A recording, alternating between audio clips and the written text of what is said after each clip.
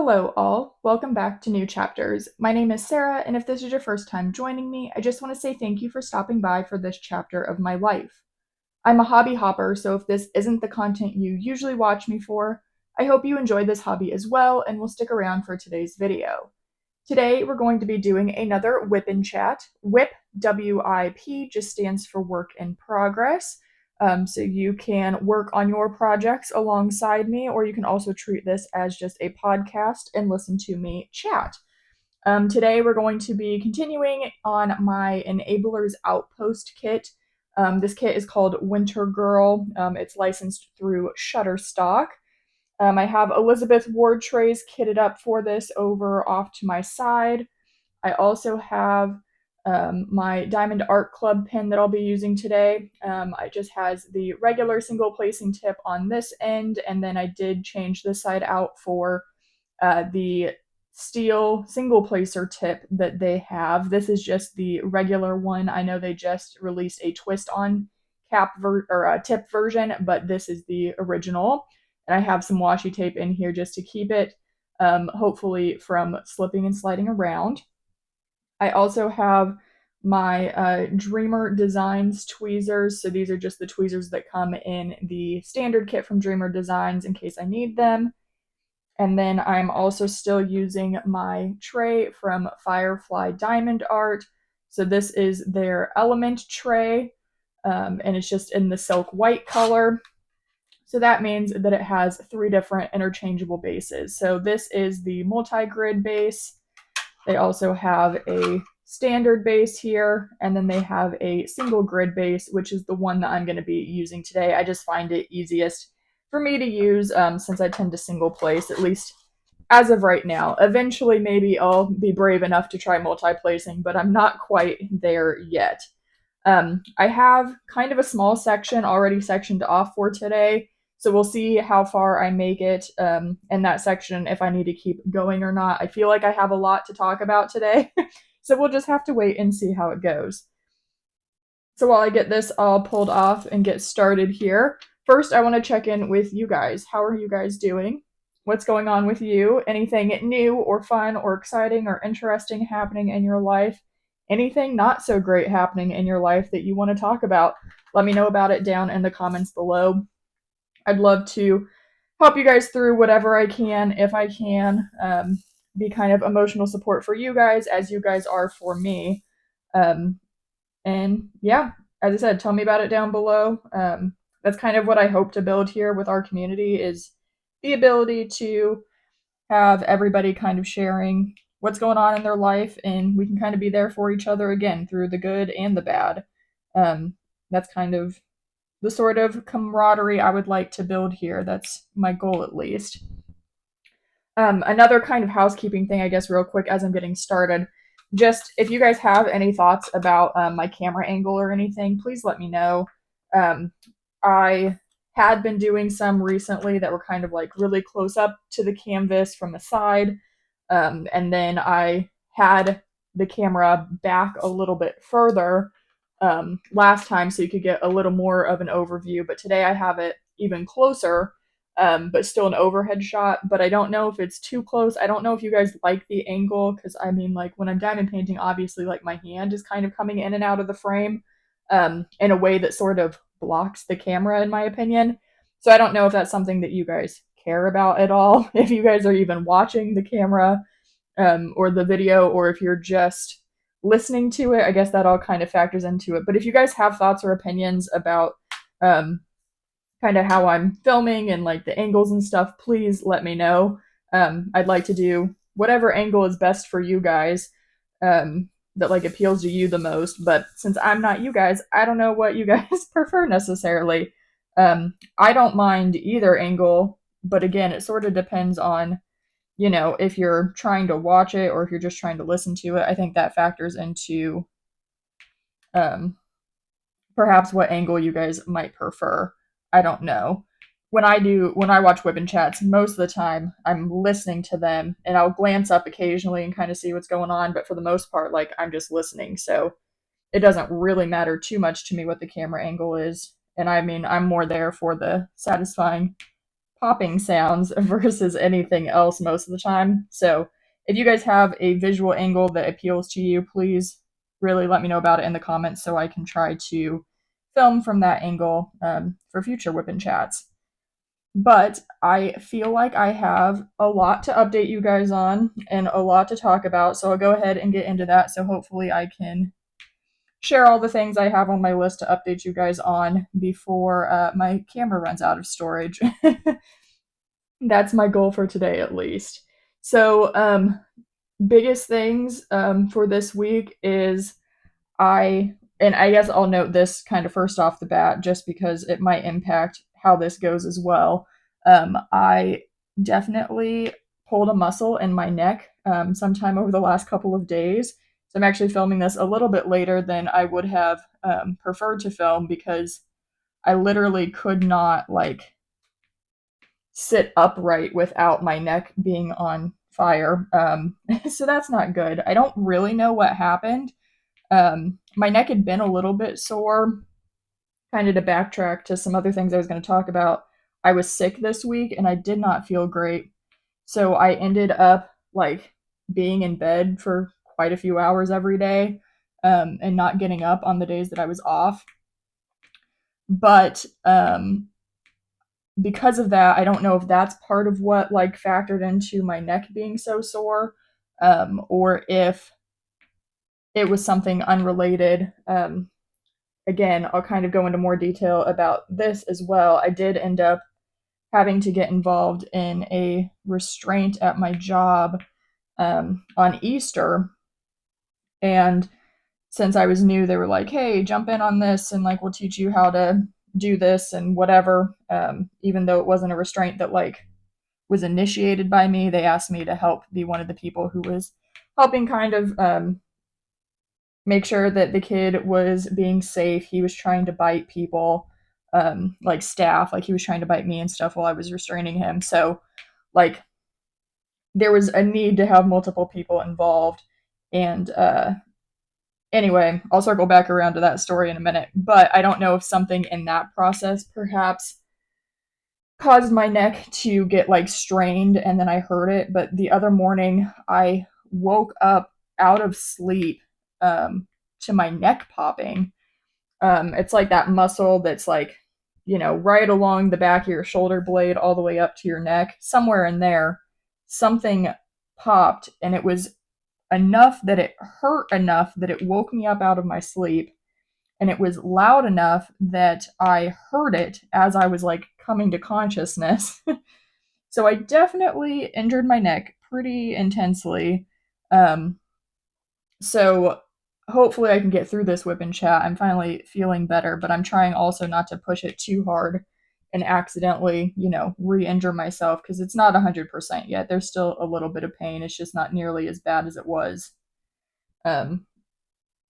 like Friday when it happened. But anyway, so hopefully I can manage to get through this whole WIP&Chat without my camera battery dying and also without my neck being in enough pain that I have to call it quits. Because again, there are a lot of things for me to update you guys on. So I'll kind of circle back around to what I was talking about being sick. I'm not sure exactly what was happening, but I was so tired. I was tired enough that I ended up calling out sick for the rest of my shifts. I only went to one shift this week. But I mean, I was like sleeping for like, I don't know, like 9-10 hours every night. And then I was still taking a nap in the middle of the day. So I was very tired, not feeling great. I was nauseous. I did throw up once and I thought it was because I had a migraine and maybe that's how it started. I don't know. Or maybe that was just a symptom of everything else as well. But Sunday when I came home from work, it had been a long day anyway, but I was, again, having my typical migraine symptoms, was nauseous to the point that I did eventually throw up when I got home. And then I was like, okay, it's a migraine. It's fine. When that happens, I'll feel better tomorrow. Well, I did not feel better the next day. I still had a continuing headache, was still very nauseous. Like, I was getting ready to go to work, and I didn't ever quite throw up again, but I started, the gag reflex had been triggered while I was getting up, getting around to go to work, and I was like, nope, I'm not gonna be able to make it in today. So that ended up kind of changing my plans for what that day was gonna look like, obviously. Um, but yeah, so I ended up not going into work on Monday or Tuesday, and I mean, really, I didn't feel better until like Thursday, which sucked because then I pulled my neck on Friday. So I've not really been in a great place all week. Um, but yeah, so I ended up being just really nauseous. I mean, even to today, like when I'm eating anything I'm eating, I haven't been sick again since Sunday, but I definitely have had some moments of like triggering my gag reflex after I've eaten some food, and it's like, again, didn't get sick again, but definitely have been kind of teetering on the edge of feeling okay. Again, been very nauseous. I've been dealing with a headache off and on. And it all got kind of, progressively better as time went on, but it was not a fun week this week. My boyfriend wasn't feeling good either, and so he had some tests from work for, the thing that shut the world down a couple of years ago. And he tested and he was negative. So I kind of had a suspicion that maybe that was a possibility that I had that again. But doesn't seem like that was the case. I think we just both got sick. I know at my job, um, like one of the people who was supposed to be my primary trainer, she hadn't trained me really at all except my first night, and then Easter, because she had been out with the flu. She's had it twice this month. So I just think there was probably something more along those lines that was going around the facility that I was working at, and, you know, ended up causing some sickness and kind of transferred over to me and probably transferred over to my partner then from me, unfortunately. But we're both feeling better now. I'm definitely more on the mend than he is at this point in time, but I think he didn't get as sick as I did, as early as I did. So I think we're just, he's a couple days behind me on how he's feeling. But I am feeling better now physically, from that, as well as, again, my neck is feeling better. So those are all good things. But another big thing to update you guys on is I had a horrible, horrible day on Easter. We had our first, or I guess I shouldn't say we, but I had the first, as I said, like restraint or assist, as we call them too, with one of the kids. And I was still not the primary person, but he was getting upset and was angry at a different staff member, and he ended up like grabbing her by the hair basically and like trying to rip a chunk of her hair out of her head. So in order to prevent that from happening and to kind of de-escalate the situation, um whoops, she ended up, well, she couldn't actually initiate the restraint on him because he had her by the hair, and so she couldn't grab a hold of him without ripping her hair out. So I ended up having to help another senior staff member, like, basically yank this girl's hair out of the kid's hand because he had like a death grip on it. And in that process of doing that, the kid became angrier. And so these other two staff members ended up getting him into a restraint hold.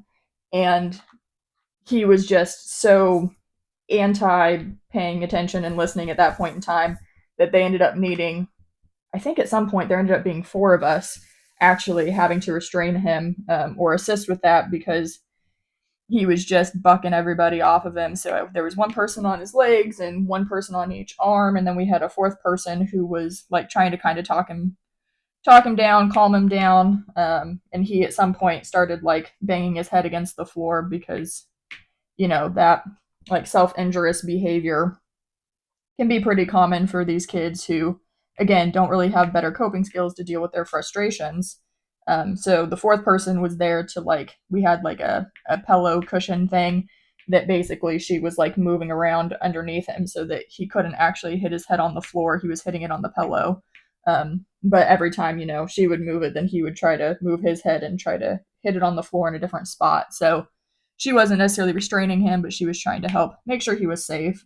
But in that process, I ended up getting quite a bit bruised up. I was getting pinched and stuff on my wrist. I was telling my partner, it was kind of funny because I don't know if you guys will even be able to see it here. I still have my bruises here, but you can kind of see I have a little bit of one here still that's fading, and then I have a bigger one here. But I told him it's kind of like having like a watch tan line because I had my watch on, so the kid wasn't able to grab um, at my wrist all the way up and down. He could only grab where it was exposed from my watch. So I have a bruised tan line basically from getting pinched in the arm. And then somehow, some way in that process, my other arm also got bruised up. I have bruises on my knees from being on the like tile flooring, and I have a bruise on my thigh that truthfully, I don't even know where exactly I managed to get a bruise from for that, but I'm sure it was in that same day because, again, they're all healing at about the same rate. They're all that same gross yellow color at this point in time. Um, but yeah, so I got pretty banged up in that particular restraint. And then at some other point in the night, after we had gotten that kid calmed down and he was doing okay, a different kid was not having a good night. He ended up in a restraint, not with me, but with some of the other staff at some point in time, and he like punched me right in the chest.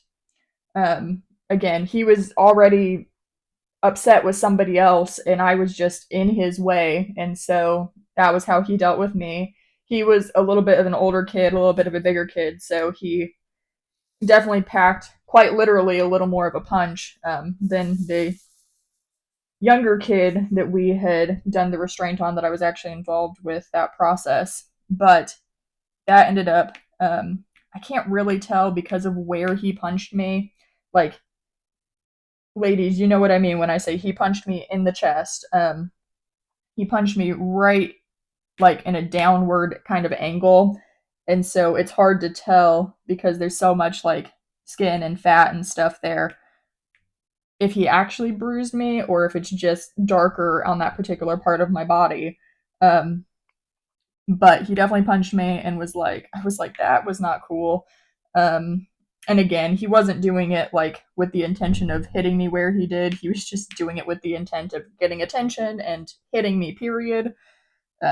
So that wasn't a big issue, but it definitely had me a little concerned because I was like, if you end up getting like heavy damage to like breast tissue and stuff, sometimes that can cause long-term problems. So I was a little concerned that there might be some longer-term impacts from what he did and how hard he punched me. So that was not great.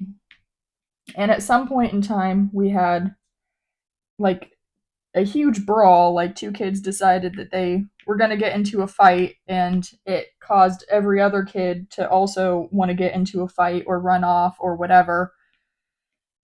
And it was chaos, and we got everything under control and gathered all of our kids back up to go to our like home base, but it was quite a night. And I'm sure, I mean, some of it has to do with the fact that, like, these kids were, it was a holiday. These kids were with us. They weren't with their families at home. Even if you don't have a great home life, like, your family still probably celebrates holidays, at least. Again, in the US, it was a holiday. There were also some, fun and extra events happening that day. So the normal schedule was thrown off, which for kids that thrive on a schedule doesn't help with anything. So it's nice that they have, like an Easter egg hunt, but that messed up everything for the rest of the day for everybody. And it just, again, it was pure chaos. And the reality of the situation was, you guys already know, I've been anxious about this job I have not been in love with the idea of having to restrain the kids, even though I understand it's necessary at some points. It just made me uncomfortable to have to even think about that having to be at some point my responsibility in order to help a kid or protect a kid or to help or protect a staff member who's getting attacked. Like, I don't know, it all makes me uncomfortable and I don't love it. I've been trying to find other jobs. Um, and so I ended up my original plan was to go to work on Monday and tell them that I was quitting. My plan was to go in and to do the paperwork from the night before that hadn't been completed yet and let them know that once I was done with that paperwork, I was going to leave. And like that was going to be it. And like I know you should give it 2 weeks, but I was at the end of my training period and I was not comfortable with 2 weeks of me having to be the one in charge of, 5 kids that like I'm responsible for them and that just it was too much of a responsibility. It was not something that I could wrap my head around being okay with. And so I had made the decision after my horrible day on Easter Sunday that I did not want to stay at this job anymore. And so, as I said, my plan was to go in on Monday, let them know in person, like, hey, I'm not going to be able to stay here, unfortunately. Like, it was just too much for me that night. And I mean, there have been some other things that have come up too, but like, that was the deciding thing was finally like, I finally had to do a restraint, and I just was like, I'm not comfortable with this. Um, and I feel like there's just been some inconsistencies and like each person trains me a little bit differently and like prioritizes different things and like some of that is to be expected, but everyone there kind of complains about how everybody else does things. And on the one hand, the entire place preaches consistency, but on the other hand, like people are consistent with themselves, but nobody's consistent with each other. And that, again, doesn't help with my anxiety about feeling like I don't know what's expected of me necessarily in any given situation, or what sorts of things are okay or not okay, or like what situations warrant documentation versus just a note in like a daily log, um, versus like a separate documentation. And I don't know. It's all just been a lot, and I decided that was my breaking point. I could not handle it any further. But yeah, so I ended up deciding Sunday night after I got home. And again, also keep in mind, like, this was the second week in a row that I came home with a migraine. And normally my migraines are pretty, like, related to my menstrual cycle. Um, so I can kind of understand where they're coming from. But my second migraine was not related to that at all and really put me on my butt, obviously. And I think a big part of it is now that I'm aware of my migraines and stuff, I'm able to mitigate them better. Like I understand that sometimes triggers for me can be like not drinking enough caffeine, not drinking enough water, not eating enough food, things like that. And just those like self care things that sometimes I neglect. Um, I used to neglect at least a lot, especially in like college and stuff. And so now that I'm aware of them, I make sure that I'm eating something and that I'm drinking water and drinking some caffeine and I'm taking ibuprofen if I need it. But with the way that this position was set up, I mean, you were lucky to be able to take a drink of water on your shift because the whole shift you're going from one activity to another. Or if you're not in activities, well, now the kids are bouncing off the walls and you've got to go, put out 5 fires at the same time.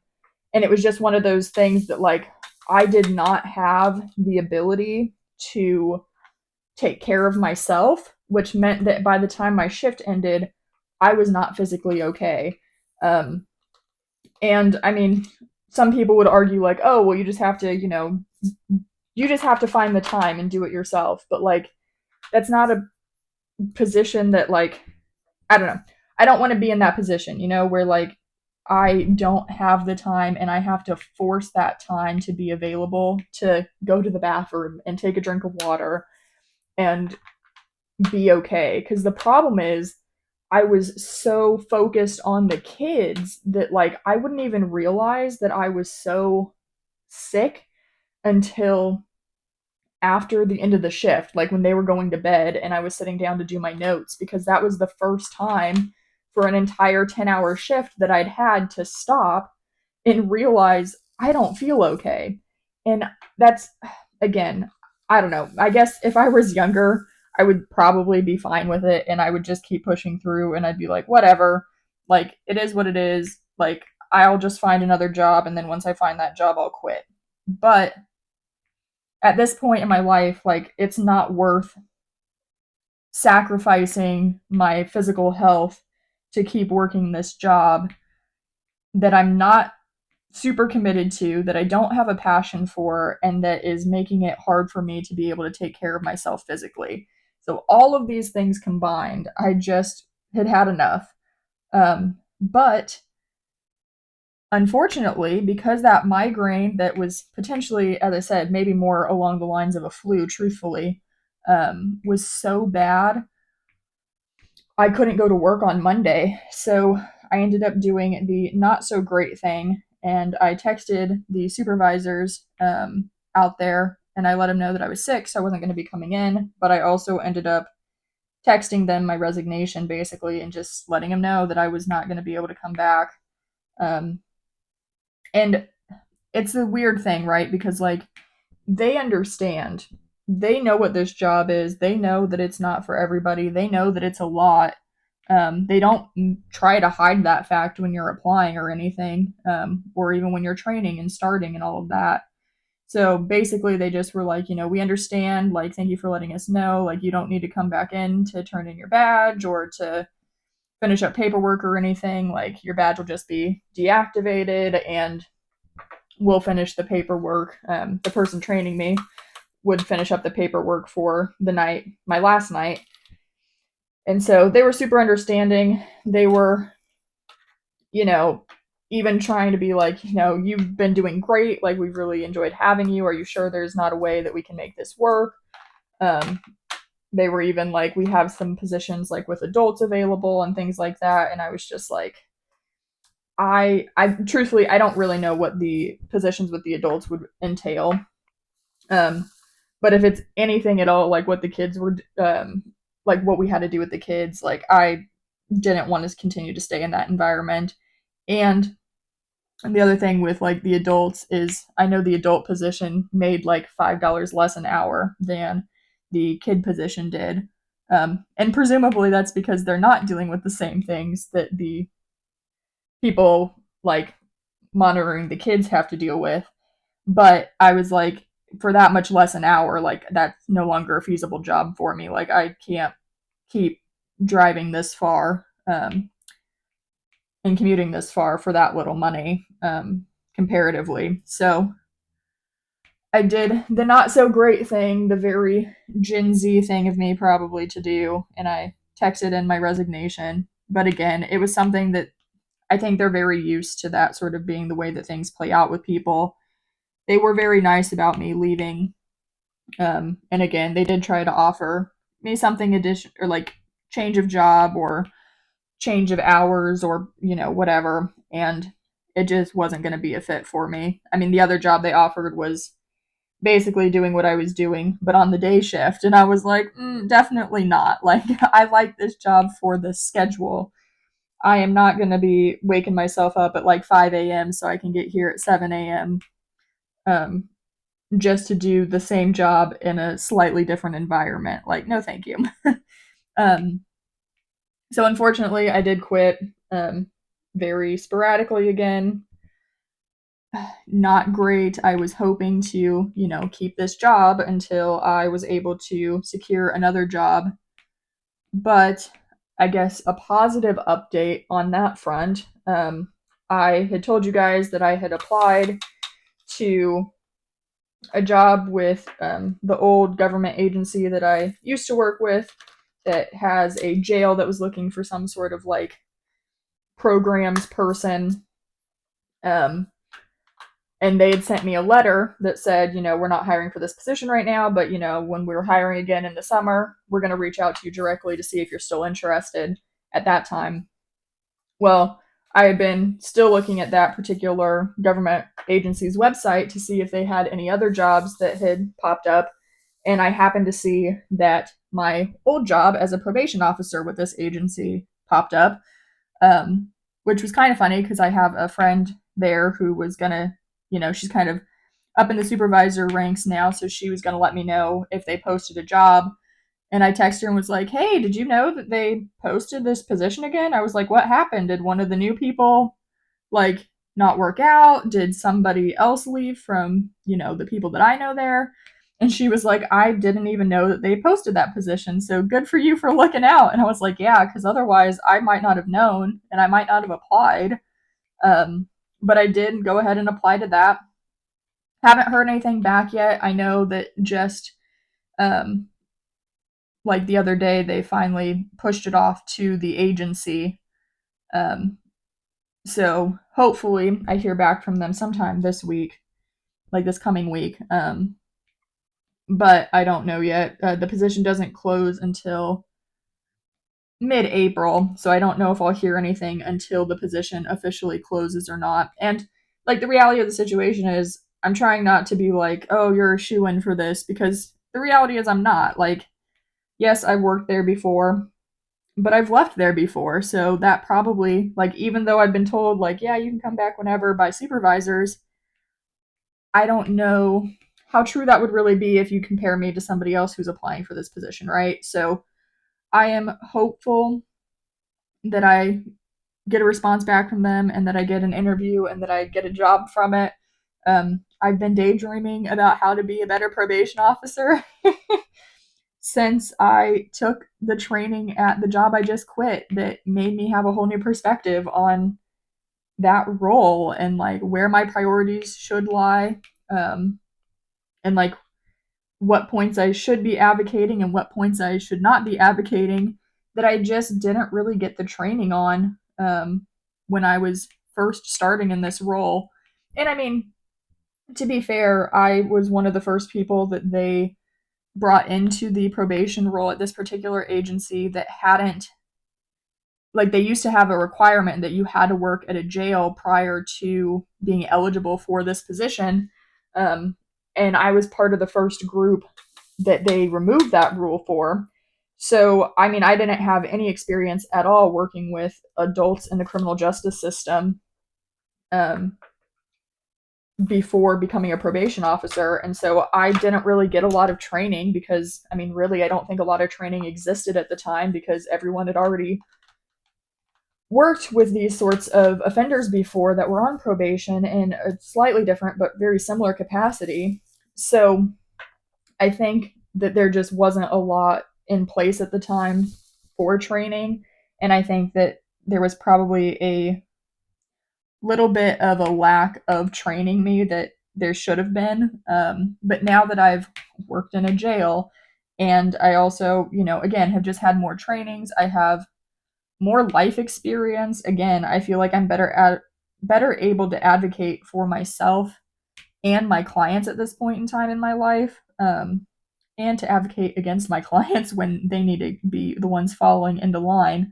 Um, so like I just feel like I'm much more better prepared. Like I've already been, as I said, thinking about how to be a better probation officer, how to better record the things that I need to document, how to better implement the tools that I've learned now for behavior change, and like just things that I feel like I didn't have in my toolbox, so to speak, the last time I was there. So I'm hoping that, I can kind of present that to my old supervisors and that they'll be willing to take a chance on me again and hire me back. Um, and then I won't have to worry about being unemployed anymore. Not have to worry about going broke. But yeah, so that's pretty exciting actually, and I'm hopeful. I'm trying not to be too hopeful, but I'm also hopeful that I can get back over there, get an interview, and go back to working with the population that I know at this point in time is for sure the population that I want to be working with. Like I want to be working with adults in the criminal justice system. Like if I'm not going to be working for myself in a small business capacity, this is the role I want. I'm just hoping that in addition to all of this stuff, that maybe I can like have the flexibility to work something that's not quite the normal 8 to 5 schedule. I know when I was there previously, they preferred that like you were mandated to work a certain number of hours outside of the normal 8 to 5 because they wanted to make sure that the officers were being flexible to meet with clients who would have, an 8 to 5 job themselves. And that way they weren't getting in trouble for not showing up for probation or whatever. But I don't know how flexible that time frame is going to end up being. And I won't really know until I go back, and ask these questions. So I only have about 10 minutes left on my camera that I can record, but I did finish up this section and I have a couple of more things to chat with you guys about today. So I am going to go ahead and reveal a little bit more of this section so I can keep working. I'm not sure if I'll quite finish this up, but yeah, so that's kind of one update, is also applying to the job that I've been waiting and hoping would come back open. So I'm hoping it's a good sign. I'm so hoping it's a good sign, but we'll have to wait and see. But yeah, so I have those two things are the big things, obviously applying to that job and quitting my other job. I was going to say too, I do apologize to you guys. When I'm editing back my videos and stuff, I recognize that there are moments in time that I end up like right there. I say or quite a lot, and I feel like it's in these particular videos, at least, when I'm trying to, tell you about what's going on in my life and update you on, diamond painting and life-based things, that my brain is like split. On the one hand, I'm like really focused on my diamond painting and trying to place my drills as perfectly as I can and whatever. So my brain's like focused and concentrating on that. And truthfully, the talking in the background, I think, is actually the thing that's on autopilot. Like, I'm such a talkative person that I think it just ends up kind of naturally. I can just sit and chat with you guys without really processing fully what I'm saying to you, which sounds horrible, but I promise it's not. Like, I'm focused on what I'm telling you guys too, but I think my primary focus is actually on the diamond painting. So I end up then rambling on for a second about the thing that I'm trying to tell you guys about, but then my brain like freezes and all of a sudden I'm like, and and I hope that it doesn't bother you guys too much. I know sometimes people edit out their ums and uhs and all of that, but I think I would end up cutting out like all of the things that I'm trying to tell you guys in that process because I say it so much sometimes. But I hope that it doesn't bother you guys too much and that you're willing to still stick around and watch despite my inability to speak apparently without defaulting to uhs and ums, because again, I'm only like, I would hate to say like 20%, but that's kind of how it feels right now, even as I'm talking to you guys about it. I'm like, I'm only really thinking about what I'm saying about, I don't know, 25% of the way, and the rest of my focus is on like, which drill looks the nicest? Which one should I put down? Trying to make sure that I'm not losing my drill out of my pen now that my glue dot's a little less sticky. All of those things. So I apologize again if that does bother you guys. I hope it doesn't. At some point, perhaps I will start editing them out if it's something that I get comments about that people don't like about my videos. And maybe at some point I'll be better at training my brain to, at least like 50% focus on what I'm saying so that maybe I can stop myself a little more often from making all of those like paused noises when my brain is trying to catch up with what my mouth is saying. Basically, that's what I think is happening, right? My mouth is just going so much faster than my brain is processing, which is fine, I guess. I don't know. It's the way I've always been, so I don't think it's going to change anytime in the near future. But another thing that I wanted to chat with you guys about is I do think I'm planning this video. I believe is going to go up. Yes, it should go up on a Wednesday. But I think I'm going to change back to Monday whips, because the only reason I was doing the Sunday whips was because of my work schedule. But I think Monday whips are really what I prefer to be doing. And once, presumably, if I were to get my job back as a probation officer, I would, be going back to work on Mondays. So I think that would be the best way to deal with my procrastination habit, is force myself to have to, get everything edited and uploaded by the end of the day, Sunday, um, so that I can get a video out to you guys on Mondays again. I think that would be, I don't know, in my head, that feels like the best way to go about this. So we'll see.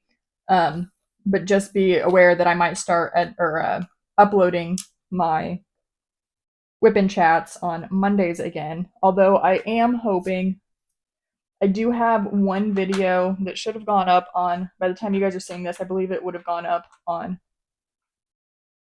well, I would have had a video on Monday and Wednesday last week for you guys. And I do hope to maybe, again, sprinkle in an extra video every week, especially now that I'm unemployed again, at least for that period of time. I'm not sure how it'll work if I do get employment again in the near future, but I'm hoping to add a second video kind of routinely to my channel, and I'm hoping to do then a Monday upload, a Wednesday upload, and then a shorts upload sometime over the weekend. That's my goal, at least right now. So keep an eye out for, again, more whips, but also hopefully some additional content. The first thing that's coming out this month would have been my unboxing of my second whip kit, but I'm hoping to also start kind of expanding into, as we've talked about, part of the whole point of my channel is to have multiple crafts that I and hobbies and stuff that I'm working on, and not just one particular hobby, but the fact that I do have multiple hobbies and I'm a hobby hopper and all of that sort of stuff being kind of the focus of my channel. I'm hoping to do some more things this month with, maybe some paper crafting, some nail art, some other sorts of things that have kind of been running through my head of something I'd like to do, but I just haven't sat down and done it. Or if I have worked on those projects, I'm like, I don't want to film it right now. So I'm hoping to maybe bring a couple of additional hobbies onto my channel this month. That's my goal. We'll see how well it goes. As I said, I know I have at least one additional video, but it's still diamond painting related. So it's definitely not pulling towards that hobby hopper particular idea, but hopefully I can add some additional videos and give you guys a little bit more content than just my whip every week. But the only other thing that's kind of YouTube based, but it's you guys based too, is I wanted to acknowledge the fact that I hit 100 subscribers. And that is incredibly awesome. Thank you guys so much for your support. It was one of those things that honestly, it was a big deal, but I didn't even think about thanking you guys for it at first until I saw somebody else had posted a video and they were talking about how they reached 100 subscribers and this milestone that it was. And I was like, oh my gosh, I think it's almost sort of imposter syndrome sort of based. It's I didn't even think about how awesome that actually truly was. I was just oh yeah, I got 100 subscribers, people are liking my channel, this is exciting, but that's nothing. But really, it's everything. I'm so excited and so happy that you guys are enjoying this, especially because, as I mentioned, right now, besides my diamond painting stash video and one other unboxing, the only other thing I really have on my channel is my WIP&Chats, which means you guys just hanging out with me while I talk, which I can do forever and ever, and I will happily continue doing that. But I don't know, it's cool, but it's so cool. I haven't even processed the fact that I've have 100 people who are willing to sit and listen to me talk once a week, and they enjoy that. So thank you guys again so much. It does mean the world to me that you guys are willing to hang out with me once a week and again listen to me tell you about my life. let me know about your life in the comments, all of those sorts of things. Like, it's awesome, and I hope that this is just the start of something that lasts for a long time.